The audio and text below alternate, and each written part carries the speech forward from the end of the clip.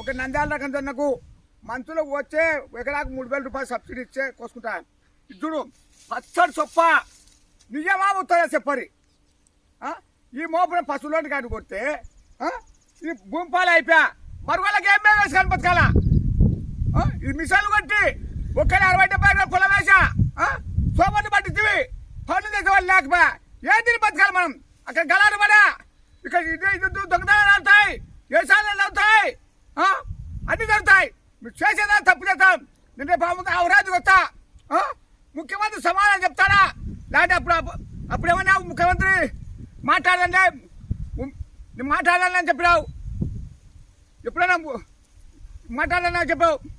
నువ్వు పాటించావు. నన్ను కలిసనేలే. నేను ఎప్పుడు చిన్నప్పుడు ఎప్పుడు కలిసాలేమ్మా కలిసనేలే. చూడు నిజ రూపం చూపుతా చూపునా చూసుకో ఉంది. ఇది ఎలా అమలపడేంత వరకు నేను రైతులని రాజ్యం లేదన్నావు. రైతు ఎన్ని ముక్కన్నావు. రైతుకు సాయం మంది నెల సోమవారం చేసి ప్రజల వాడినాం. నీదెలా పచ్చడి పైరు చూడు ఇట్టుందో చూడు. పచ్చడి గడ్డి పచ్చడి చేదు చూడు ఎట్టుందా. ఇది ఎలా నాశనం లేపితే నువ్వు ఏం చెప్తున్నావయ్యా. అదే మన భారతదేశం బాగుపడదని చూస్తాం. మన స్వతంత్ర దేశం తెచ్చుకున్నాం.